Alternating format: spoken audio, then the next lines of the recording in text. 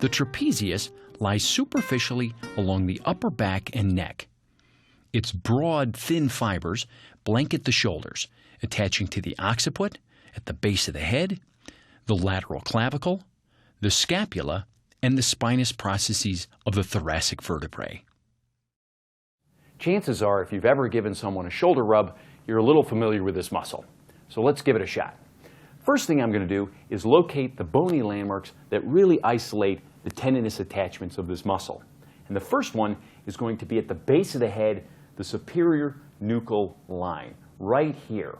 Now, I can see this easily because my partner is bald, but even if he weren't, I can pretty much draw a line straight across the top of the ears, and that's going to be the location of that superior nuchal line. And there we have a very pronounced external occipital protuberance. So this is going to be one bony landmark that'll be important for the upper fibers of the trapezius. Then we can come down to the scapula and clavicle and palpate and locate the spine of the scapula here just off the top of the shoulder. Notice I'm not poking him with my finger. No, I'm just going to use the broad finger pads, and there's that superficial line. And if I follow it out to the acromion at the cap of the shoulder, there's that bald surface right there. And then if I follow the acromion over to the lateral portion of the clavicle, there.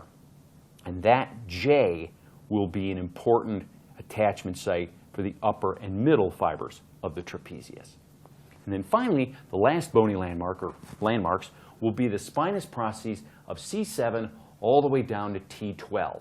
Now, there's a lot of spinous processes, so how do we find those? Well, luckily, the spinous process of C7 is right at the base of the neck and is more prominent than the surrounding landmarks.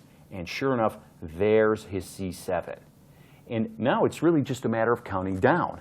T1, and there's a little gap, and then T2, and a little gap, and there's T3.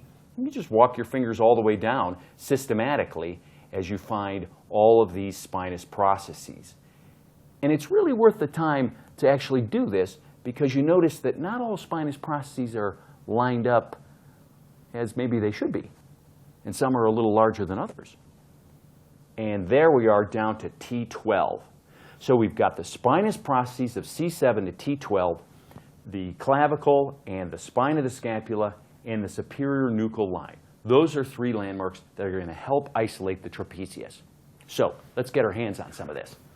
Let's first find the upper fibers of the trapezius. I'm going to just bring my partner's arm off the side of the table, and I'm just going to grasp some of this tissue here on the top of the neck and the top of the shoulder. And this flap of muscle tissue right here is the trapezius. Now, notice I'm not doing this.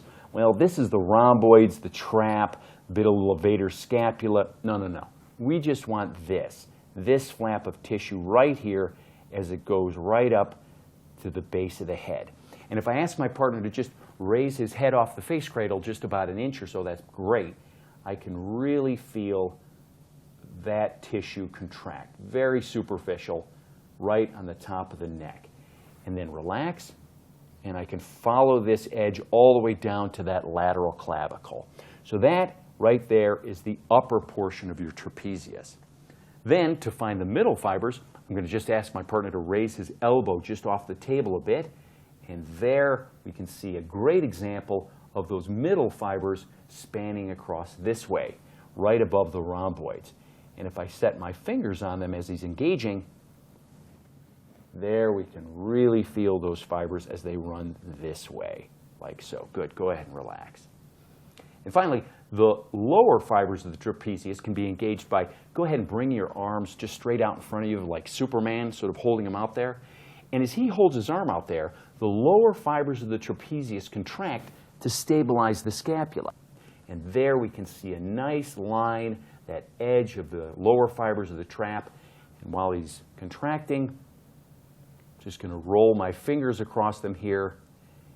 They're very palpable and superficial. And you can see where they head right down to that spinous process of T12 where we were palpating before.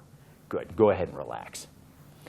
So finally, I can shorten and lengthen portions of the trapezius in different ways. The upper fibers and the lower fibers are antagonists. So the upper fibers elevate the scapula, while the lower fibers depress the scapula. So if I wanted to shorten the upper fibers, I'm going to elevate the scapula, which lengthens the lower fibers. And conversely, if I want to shorten the lower fibers, I can depress the scapula, and that lengthens the upper fibers. And finally, to shorten the middle fibers, I can scoop the shoulder and adduct the shoulder closer to the spine, just like so. And that's your trapezius. Very thin, very superficial, but very accessible.